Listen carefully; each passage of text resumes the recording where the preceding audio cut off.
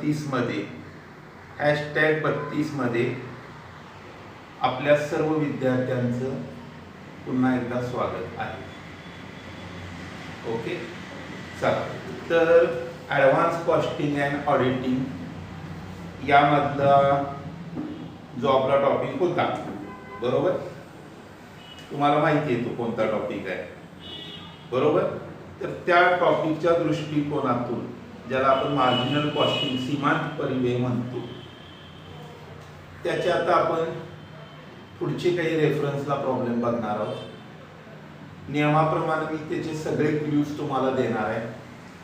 Clue दिल्यानंतर असे आणखीन काही प्रॉब्लेम्स तुम्ही तुमच्या शिक्षकांच्या मार्गदर्शनाखाली सोडवायचे आहेत, अशी माझी हक्काची आणि प्रेमाची विनंती सर्व विद्यार्थ्यांना आहे.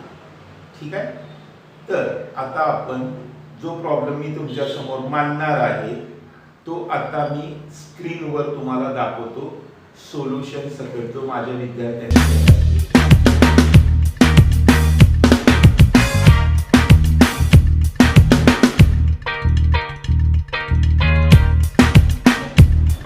तर प्रश्न कसा आहे बघा. आपणास खालील माहिती दिलेली आहे. त्या माहितीच्या आधारे मी जी माहिती तुम्हाला दिलेली आहे, मी सावकाश आणि स्टेप बाय स्टेप तुम्हाला मुद्दा म्हणून घेऊन चाललेलो आहे, कारण प्रश्नातच उत्तर लपलेली असतात. विक्री आपल्यासाठी दिलेली आहे 6 लाख रुपये, म्हणजे सेल्स आहे 6 लाख रुपीज. चल परिव्यय, ठीक आहे, ज्याला आपण व्हेरिएबल कॉस्ट म्हणतो, ती दिलेली आहे 3 लाख रुपये. How much amount? 3 lakh rupees. स्थिर परिव्यय ज्याला आपण फिक्स्ड कॉस्ट म्हणतो, ती दिलेली आहे आपल्याला ₹1,80,000. How much? ₹1,80,000. यावरून अपेक्षित काय धरले बघा. समविच्छेदन बिंदू, ब्रेक इव्हन पॉइंट आपल्याला काढायचा आहे. नंबर 2, चल परिव्ययामध्ये बघा, इथंच खरा विषय. व्हेरिएबल कॉस्ट मध्ये जर 20% किती 20% जर वाढ केल्यास, म्हणजे काय करायचे आपल्याला, इन्क्रीज करायचे, नॉट डिक्रीज, इन्क्रीज करायचे. वाढ केल्यास समविच्छेदन बिंदू म्हणजे जो बीईपी आहे तो काढायचा आहे त्या 20% वाढीसाठी. तसेच समविच्छेदन बिंदूचा आलेख दर्शवा, आलेख पण त्यासोबत द्यायचा आहे आपल्याला. ठीक आहे. मग यासाठी सोल्युशन जे आहे ते मी अत्यंत स्टेप बाय स्टेप एक मुद्द्यासकट तुम्हाला सांगणार आहे. यापूर्वी मी सांगितल्याप्रमाणे सगळे फॉर्म्युले तुम्ही पाठ केलेले असणार आहेत, ज्याला आपण बाय हार्ट म्हणतो, तसे झालेले आहेत. अधिकाधिक उदाहरणे तुम्ही सोडवलेली आहेत. ठीक आहे. तर त्याच पद्धतीनं आपण हे उदाहरण सोडवूया. ओके, चल सुरू करू. आता प्रथम आपल्याला समविच्छेदन बिंदू काढायचा आहे, बरोबर, म्हणजे ब्रेक इव्हन पॉइंट काढायचा आहे. तर तो समविच्छेदन बिंदू आपल्याला काढण्यासाठी, बरोबर आहे, समविच्छेदन बिंदू आपल्याला काढण्यासाठी काय कन्सेप्ट आहे बघा. स्थिर परिव्यय गुणिले विक्री भागिले विक्री वजा चल परिव्यय. हा ब्रेक इव्हन पॉइंटचा डीईपीचा मी फॉर्म्युला पूर्वी तुम्हाला दिलेला आहे मागील हॅशटॅग मध्ये. ज्याने अजून तो पाहिला नसेल त्यांनी आठवणीनं पाहावा. BEP is equal to F multiplied by S divided by S multiplied by fee. काय याचा अर्थ होतो बघा. एस अधिक fix, F for fixed cost multiplied by S by sales म्हणजे जी विक्री झालेली आहे ती, डिवायडेड बाय एस फॉर परत सेल्स येतं, minus V for variable cost. Okay. तर त्याच्या आधारे आपल्याला बीईपी काढायचा. तर सेल्स मगाशीच मी तुम्हाला इंडिकेट केलं होतं त्याप्रमाणे आपल्याला जो दिलेला आहे तो 6 लाख आहे. त्यानंतर फिक्स्ड कॉस्ट आपल्याला 1,80,000 दिलेली आहे. त्यानंतर चल परिव्यय तो आपल्याकडे 3 लाख दिलेला. ज्या वेळेला 1,80,000 गुणिले 6 लाख भागिले 6 लाख वजा 3 लाख, म्हणजे तुम्ही काय करणार, 6 लाखातून 3 लाख वजा केले की 3 लाख तुमच्याजवळ शिल्लक राहणार. आणि यांचा गुणाकार करून ज्या वेळेला तुम्ही अमाऊंट काढणार त्यावेळी ती तुम्हाला 3,60,000 अमाऊंट मिळते. ठीक आहे, हा झाला तुमचा ब्रेक इव्हन पॉइंट, समविच्छेदन बिंदू. आता त्यानंतर पुढे आपल्याला जाऊन प्रश्नामध्ये काय सांगितलं बघा, चल परिव्यय जर 20% वाढवला, म्हणजे व्हेरिएबल कॉस्ट जर 20% इन्क्रीज केली तर समविच्छेदन बिंदू जो आपल्याला काढायचा बीईपी त्याच्यावर एक्झॅक्ट काय परिणाम होणार आहे हे आपण आता रोमन 2 मध्ये बघणार आहोत किंवा 2 नंबरच्या पॉइंटमध्ये. ठीक आहे, तर तो कसा असेल बघा. चल परिव्ययामध्ये 20% वाढ केल्यास समविच्छेदन बिंदू कसा असेल. आता 3 लाख आपल्याला दिलेले आहे ऍक्च्युली चल परिव्यय म्हणजे व्हेरिएबल कॉस्ट. त्याच्या 10% कसं काढणार तुम्ही, मी तुम्हाला पूर्वी फॉर्म्युले पण दिलेले आहेत आणि एकदा फक्त रिमाइंडर करतो. फक्त शेवटच्या शून्यावर ज्यावेळी तुम्ही बोट ठेवणार तर 3 लाखातला 0 आपण मायनस केल्यावर 30,000 म्हणजे ते आपले झाले 10%. मग त्याला 20% केल्यावर 60,000 मिळणार तुम्हाला.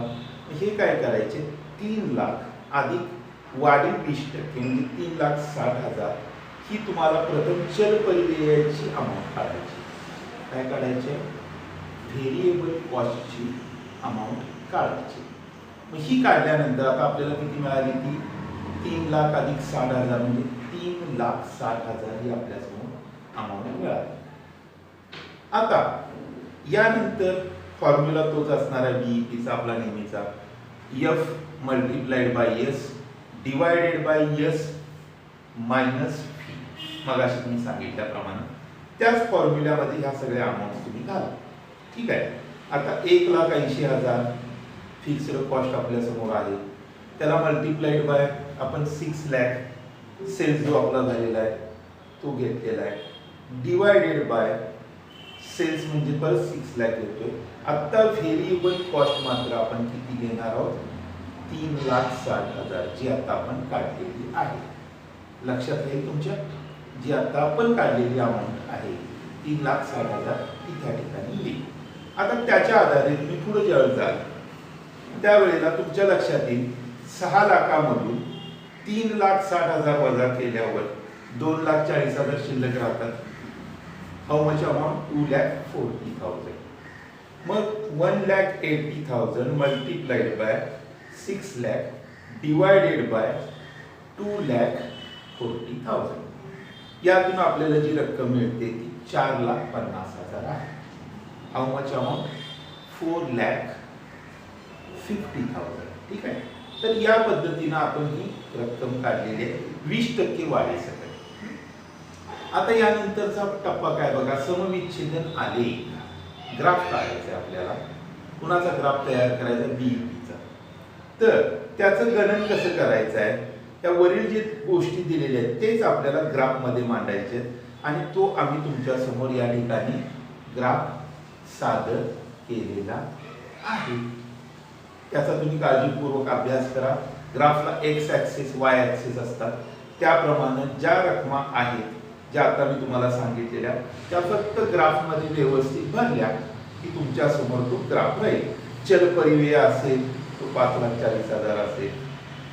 ग्राफमध्ये तुम्हाला मिळणार बघा, चल परिव्यय जर 4,80,000, समविच्छेदन बिंदू 3,60,000 आता जो आपण काढला तो, ह्याच्या आधारे जो काय आहे ब्रेक इव्हन पॉइंट 4,50,000, त्या रकमा व्यवस्थित तुम्ही इंडिकेट करत गेला स्टेप बाय स्टेप की तुमचा ग्राफ तयार होतो.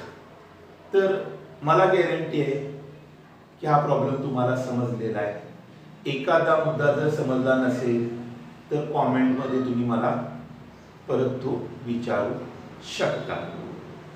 आता यानंतरचा जो पुढचा प्रॉब्लेम आहे तो पुढचा प्रॉब्लेम आपण काय करू,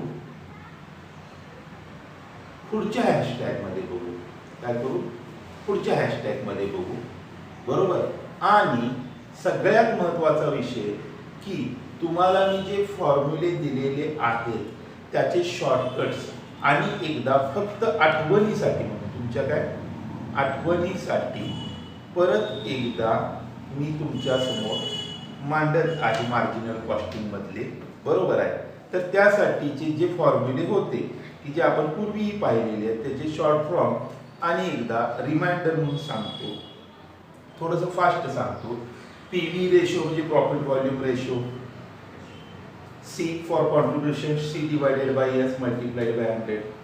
पीव्ही रेशोचा आणखी एक फॉर्म्युला घ्या.